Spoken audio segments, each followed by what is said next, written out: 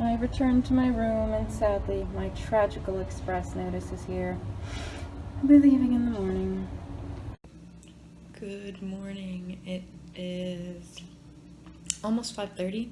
We're supposed to be out at the Magical Express pickup point in about 15 minutes. So just doing final checks, making sure I haven't forgotten anything. And then we're gonna head out and eventually get on the bus and head towards the airport. So it's sad to be leaving, but I'm excited to be going home and to get to see the kids. So goodbye, Disney World. I'm on Magical Express. We're waiting to get ready to go to the airport, and of course the Magical Express bus that shows up is one that normally takes, well, not normally, can take guests to Port Canaveral for their cruise. How I miss cruising. Someday, hopefully, sooner rather than later. I am in the airport. I'm through security. I'm all in the terminal, just waiting. And that's the only problem with Magical Express. You get here a little earlier than you probably would if you brought yourself. So I've got 2 hours till we're supposed to leave, an hour and a half till boarding starts. So just gonna walk around a little bit because I'll be sitting on an airplane for a few hours. So so far, the airport experience, you know, it varies from airport to airport, but Dallas Love, there was disinfectant wipes and hand sanitizer everywhere. There's some hand sanitizers here, but not as much. And I will say that at least on the tram from ticketing to the terminal, social distancing did not exist, and people were jumping on even after the doors started to close. So that's what I got for right now. I'm on the plane, and once again, I have the whole road to myself. I've had some good luck with that so far this trip, and this is my last flight, so gonna sit back, read about Star Wars, and I'll let you know when I get to Dallas.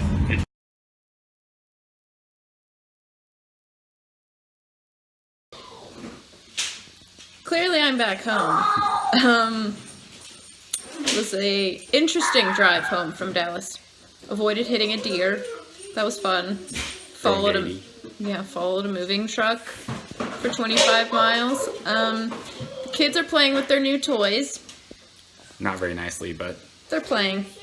I think maybe tomorrow I'm gonna sit down and do my post-trip thoughts, throw them in with the coming home video so it's not like 5 minutes long. So I'll talk to you tomorrow.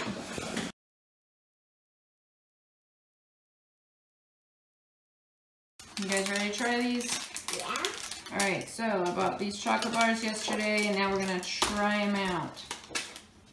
I think because we're trying both of them, we'll do half a square each. So this is the birthday cake one. It has little sprinkles. I found peanut butter. No, this one does not have peanut butter.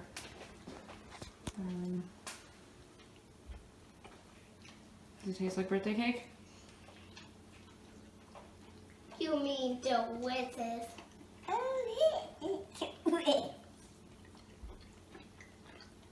The cream in the middle does taste like cake. Alright, and the other one is peanut butter banana. They had a strawberry flavor and then a waffle cone caramel, but I thought that these two would be the best. Because, well, we like peanut butter, right? The other one opens so easy, and this one just doesn't want to open. Okay.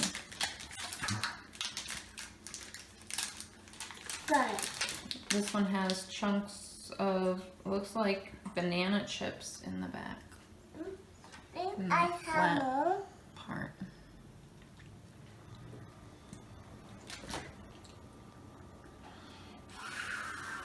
Alright. Give it a try. Go, take one. Okay, we'll try this one. Are you still working on the other ones? Yeah. Banana. Is your mind blown? Oh. Do you like it? What do you think?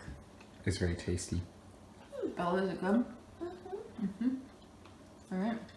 It is delicious. How about 2 good chocolate bars? With it.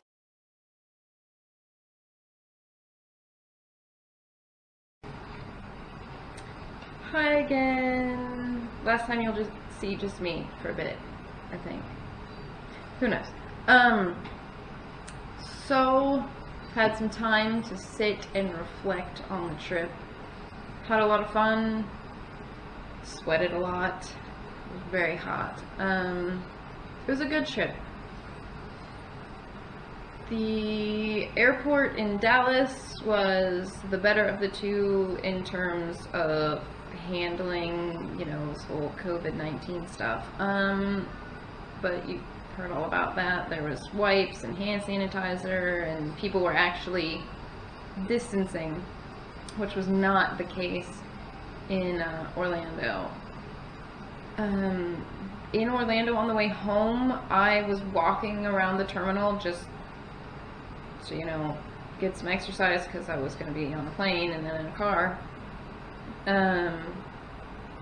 And almost all of the gates, even if there wasn't a flight flying out of there, were completely packed. People were sitting behind each other. It was just, I think out of the entire trip, the Orlando airport might have been the one thing that like didn't feel completely safe. That's enough about the airports. Disney did a great job of, you know, the constantly cleaning. I saw people more than normal, you know, walking around, wiping tables, just cleaning. The wild card at Disney was the other guests. You know, Disney's doing everything they can with social distancing markers, which I'm sure, you know, I pointed out, and with cleaning and enforcing mask guidelines. But other guests, you know, it's whether or not they decide to follow the rules. Unless there's a cast member around, you know, Disney can only do so much, and they can't have cast members everywhere. You know, there were multiple times that I saw cast members come up to someone and say, hey, I need you to put your mask on, or I need you to cover your nose with your mask. Throughout ride queues, there were announcements about how your mask needed to fit, you know, completely over your nose and chin. Signs everywhere. So Disney's doing what they can to ensure that they're covering their butts, but it's up to the other guests. And when it comes to other guests, social distancing, or physical distancing as Disney's calling it, which makes more sense to me anyway.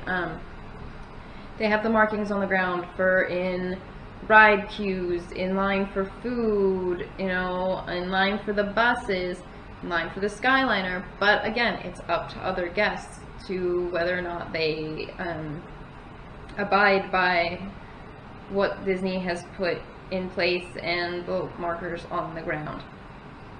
There were times that the people behind me were much closer than that next line behind me, and there were times where I tried to keep my, you know, my distance to the people in front of me, but bigger parties, you know, parties of 4 or 5, they would take up the distance between 2 of the markings on the ground, and so I had to leave an extra marking between us. And at some points, you know, cast members were, keep up with the party in front of you. Okay, but if I get to that next line, I'm going to be maybe 2 feet behind them at the most. So, you know, it's up to you to distance yourself from others so that everyone is being safe. And there was also some guests that were not following the you have to be stationary to eat and drink rule, just walking around eating some popcorn or whatever. So other guests they're the wild card and everything. Disney is doing their part. They're doing their best. We talked about wait times a little bit while we were at the parks. They can be misleading. I really enjoyed that the test track wait time was a bit misleading because it said 60 minutes and I got on the ride in 25, which was good. The lines, if you're going anytime soon, you're going to see that the actual line to get on a ride is well outside the regular queue space for just about every ride. But it's so that, you know, you can stay on those markings that are keeping you 6 feet apart from the party in front of you. So while the line might look ridiculously long, like when I was in line for Smuggler's Run and the line was almost into Toy Story Land, but it only took about 50 minutes to get on the ride, which was really good for that because they're doing one party per, you know, run. So I know they have a lot of different rooms in there, but even still, you know, one party per run. I was the only one on my Smuggler's Run for Hondo. So, you know, the lines might look long, but they're not actually that long. So I felt really safe in the parks for the most part, you know, except for those guests that were trying to be like right up on top of me. I really enjoy the character cavalcades. That was a lot of fun. So I know a lot of people at the beginning when they were first announced and were becoming a thing, people didn't know what to think. I actually really like them more than, you know, parades. Because for a parade, you got to sit there for like an hour before the parade starts to try and get a spot. So now that's an hour and a half of your day at least that you've spent not going on rides or, you know, doing whatever. So, you know, even at Magic Kingdom, you hear the music change and you get to a portion of the park where you know that they're coming through. They start out, for the most part, not all of them, they start out in Frontierland by that backstage area next to Splash Mountain. They come down, they make the turn by Sleepy Hollow, they go across the bridge and then down onto Main Street. The exception to that is anything that involves a trolley, like Winnie the Pooh. Excuse me, because that has to stay on Main Street because it has to stay in the tracks because being pulled by a horse in those tracks. So I really enjoyed it. I caught at least 2 at every park, which was super cool. You know, I just happened to be at the right place at the right time. But I'm sure if you parked yourself at, you know, one of the places that they go through, and you stayed there long enough, you could see all of them in a day. I saw almost all of them at all the parks. I think the only ones I missed were at Magic Kingdom. I did not catch the villains. I don't know if it was running that day. Saw all the other ones though. And I did not see the Disney Junior one at Hollywood Studios, but I'm not too entirely upset about that. My kids love Disney Junior, but they weren't there. So, I really enjoyed the characters. I love character meet and greets, but it's the chance to see the characters without having to stand in line and without having to like stake out a spot for a parade. So I really enjoyed that. And you can also see characters. We saw Joy, we saw Alice at both of those at Epcot, and I feel like I saw a character somewhere else, but I don't remember. So much magic was happening on this trip, and it was just, I really enjoyed it.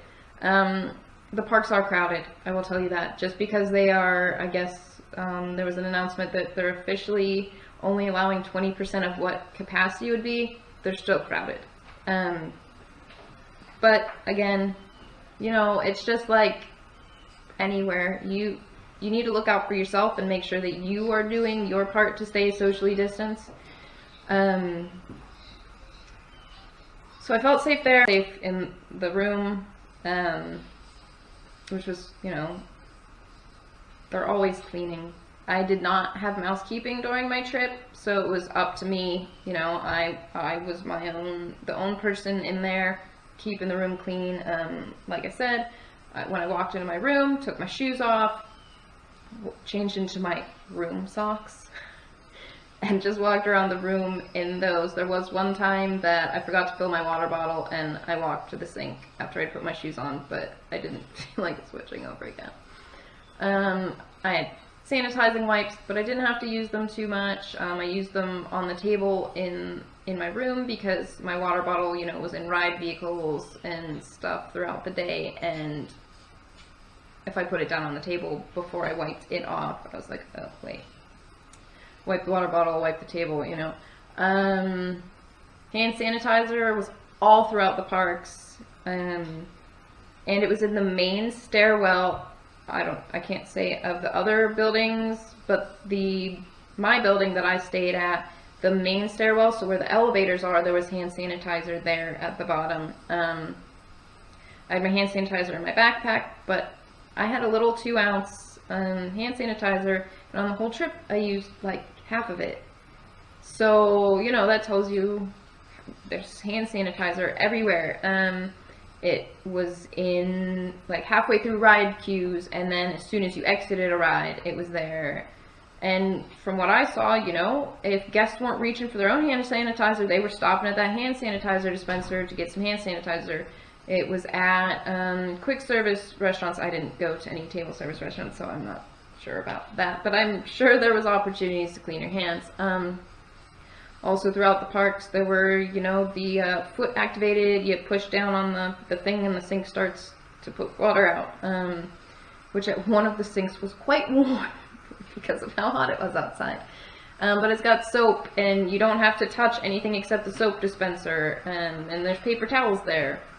I made sure that after I filled up my water bottle, because other people are touching that water bottle button, or the water fountain button, that I washed my hands or used my hand sanitizer or found a hand sanitizer dispenser.